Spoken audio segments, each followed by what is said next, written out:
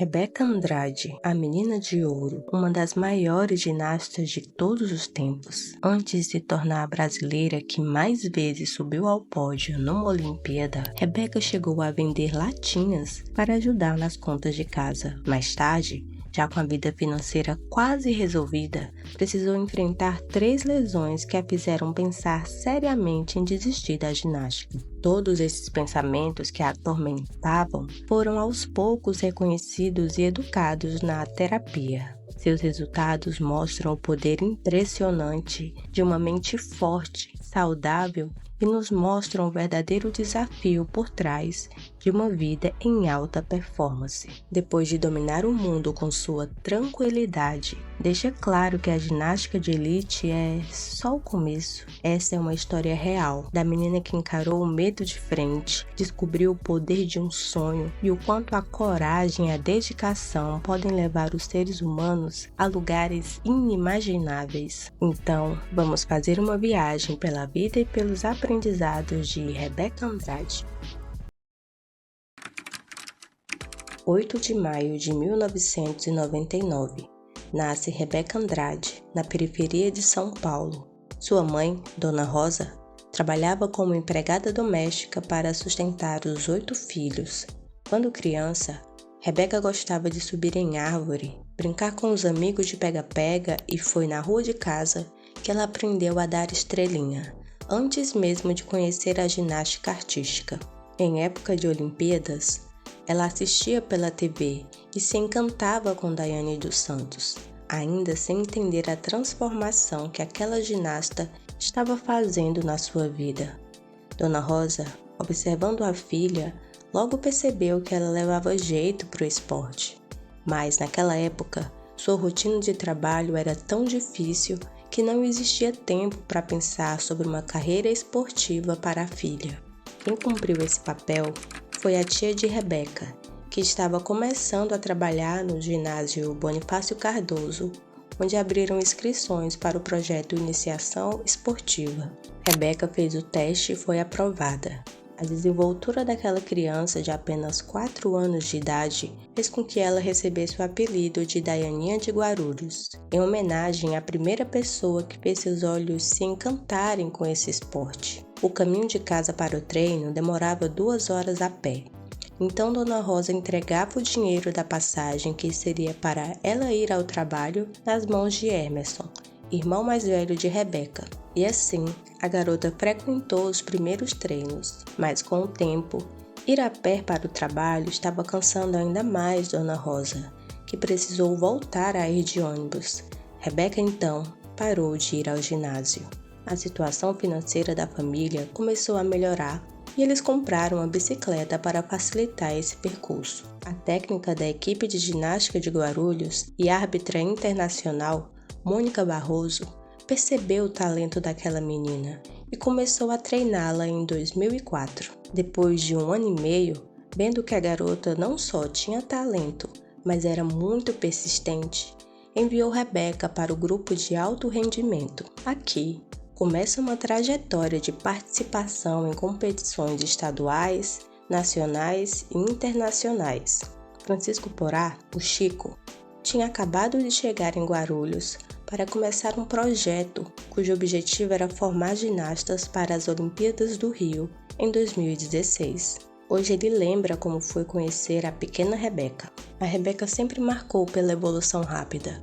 Mesmo dentro de uma turma selecionada que você sabia que todas seriam ginastas, ela evoluía muito mais rápido. Enquanto as outras aprendiam um elemento em 4 meses, ela aprendia em 1 com qualidade. A diferença de Rebeca não estava apenas nos treinos, mas também na sua forma de enxergar a realidade como um todo. Enquanto ela estava lá nos 2 empregos, meus irmãos estavam me dando comida, me levando para a escola, para o ginásio, e a gente tentava ajudar de todas as maneiras possíveis. Meus irmãos já pegaram latinha, já venderam papelão. Eu mesma também adorava fazer isso. E eu era feliz, sabe? Mas a oportunidade que eu tive com o esporte de melhorar a nossa vida fez toda a diferença. Poder proporcionar uma saúde melhor para minha mãe, momentos incríveis para os meus irmãos. Saber que se eles tiverem algum tipo de dificuldade, eu vou poder ajudá-los. Quando completou 10 anos de idade, Rebeca precisou sair de casa. Ela se mudou com a família do treinador para Curitiba, no Paraná, onde as condições de treino eram melhores. Um ano depois, em 2011, foram morar no Rio de Janeiro, onde em pouco tempo Rebeca assinou o contrato com o Flamengo para representar o time nas competições, recebendo remuneração por isso. Atualmente, seu salário gira em torno de R$ 20 mil. Qualquer um pode pensar que uma criança sair de casa para morar longe da família, com 10 anos de idade, seja algo traumatizante. Mas Rebeca já não estava morando com a mãe todos os dias, pois durante a semana vivia num apartamento com outras atletas e a coordenadora do ginásio.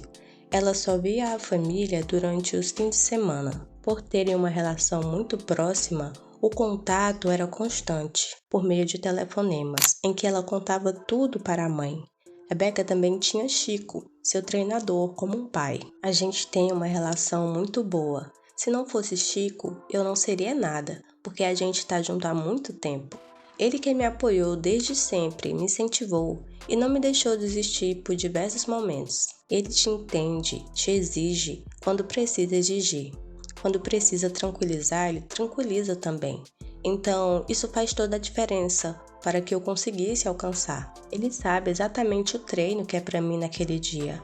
Ele sabe se eu chego no ginásio de uma forma. Ele já vai olhar para mim e dizer: esse cuidado e respeito que Chico conserva até hoje pela atleta é algo raro na ginástica, como podemos ver no famoso caso de Helena Muquina. Então, o principal problema, na verdade, quem enfrentou foi a Dona Rosa. Foi muito mais difícil para minha mãe, tendo que ouvir as pessoas falando que ela estava me abandonando, que ela não queria mais saber de mim, não sei o quê, porque apesar de distante da minha família, eu só estava treinando todos os dias, estudando, sabe? Apenas treinando? Bom, naquele momento ela estava simplesmente deixando de ser a Daianinha de Guarulhos para se tornar a nossa Rebeca Andrade. Agora que fazia parte da seleção brasileira juvenil, Rebeca não tinha mais a preocupação de conseguir pagar um médico, um fisioterapeuta, porque o próprio COB tinha essa equipe multidisciplinar. Também foi nessa época, com apenas 13 anos, que ela começou a ser acompanhada por uma psicóloga.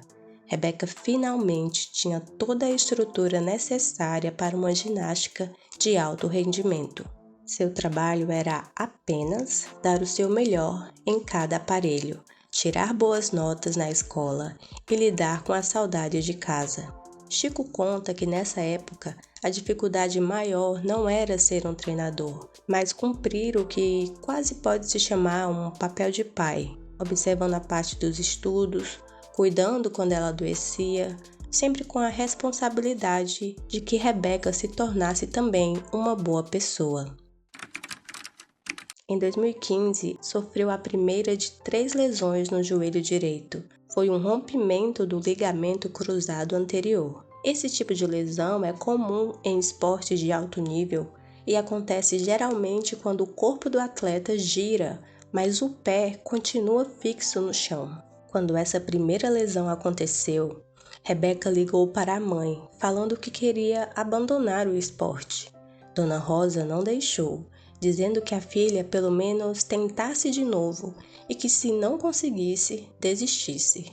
Mas depois do primeiro treino, já recuperada, Rebeca ligou para a mãe de novo, agradecendo e dizendo que não queria mais desistir. Foi assim que ela percebeu o amor que tinha pelo esporte e passou a dar não 100, mas 110% de si mesma em cada movimento, em cada treino e em todas as competições. Mas ali, no momento da competição, o que será que se passa na cabeça de uma atleta de elite, uma das melhores ginastas do mundo? Rebeca já disse em entrevista que concentra todo o seu esforço unicamente no momento presente e que inclusive o fato de ter miopia a ajuda nesse processo, porque não consegue enxergar a reação das pessoas ao redor. Na hora de competir, ela costuma conversar consigo mesma, reproduzindo as falas das pessoas que cuidam dela. Ela primeiro se observa e, quando descobre que está nervosa, fala para si mesma que respire, lembre que já fez os movimentos 1 milhão de vezes, que não precisa se preocupar, bem como fala sua psicóloga Aline Oliveira. Agora, se está desatenta, costuma ser tão dura quanto seu treinador, falando para se concentrar, para escutar a música e ficar firme. Mas se percebe que está tranquila, ela se elogia, sorri, diz para ficar feliz, aproveitar o momento porque ele só irá acontecer uma vez na vida, o que diminui a pressão por ter sempre excelentes resultados.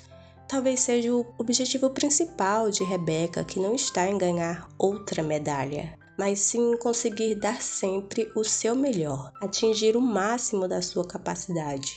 Ela entendeu que o processo é a parte mais importante. O jeito de encarar o erro é outro ponto que podemos aprender com ela. Eu acho que quando você está no seu melhor aparelho, que você sabe que você tem chance e acontece um erro, dá uma dorzinha no coração, mas você fala, bom, faz a tua parte e termina lindamente com um sorriso no rosto. Se você quiser chorar, você chora no hotel, sabe? Porque depois também já passou toda aquela adrenalina da competição. Agora, quando você erra mesmo de cair, dá uma raiva. A gente treina tanto, mas treina tanto e fala assim, não acredito que eu errei.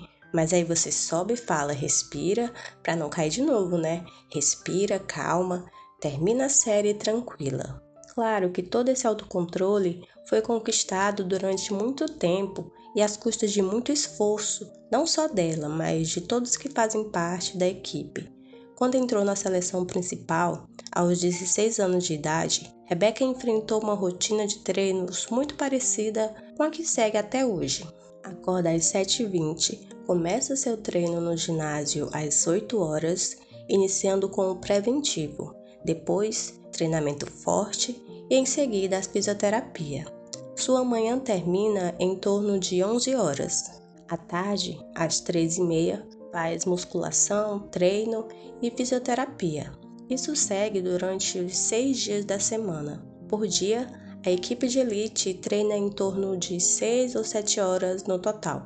O treinamento é realmente intenso, pois, tirando o Natal, a equipe treina todos os dias e durante o ano todo só tem 10 dias de férias. O clima do ginásio também é uma preocupação, já que esse é um esporte historicamente competitivo. Nadia Comaneci lembra que, na sua época, em 1980, era comum esconder o respeito e a admiração que se tinha por outra ginasta, porque até para os juízes isso poderia ser visto como uma falha. Hoje, a psicologia do esporte já entende que o ambiente precisa ser considerado, porque pode influenciar na performance, nas emoções e na capacidade cognitiva dos atletas. Quando encontra a melhor do mundo, Simone Biles, parece que entre as duas existe um clima muito amigável. Isso é incentivado, inclusive, dentro da equipe brasileira. Eu tento passar para toda a equipe, para todas as meninas, que a sua nota é importante. A terceira, quarta, quinta menina, ela é muito importante. E quando elas conseguem ver que, poxa, eu não sou especialista de salto, mas eu posso contribuir com a minha trave, com o meu solo, com a minha paralela, elas treinam com muito mais afinco. O segredo de Rebeca para atingir grandes resultados parece estar no alinhamento de expectativas. Isso porque a carreira de uma ginasta de elite costuma ser muito curta. Os treinos intensos, as lesões, além de toda a pressão psicológica, são fatores que pesam na hora do atleta decidir se aposentar. Rebeca Andrade sabe, mas tudo que aprendeu e ainda aprenderá como ginasta da seleção brasileira não será perdido. Se tudo sair conforme ela planeja, logo teremos uma psicóloga com mais de 20 anos de experiência na ginástica artística, trabalhando com atletas de elite e público em geral. Ela também pretende fazer palestras e possui outros sonhos que prefere deixar em off por enquanto. Mas a aposentadoria não acontecerá agora. Rebeca está apenas começando, completando um ciclo de muitos que ainda quer viver. Recentemente, renovou seu contrato com o Flamengo até 2028, quando acontecem as Olimpíadas de Los Angeles. E o que vem por aí promete ser surpreendente. Parece que o segredo dela é a habilidade de estar no momento presente, enquanto planeja o futuro sem perder de vista os seus valores.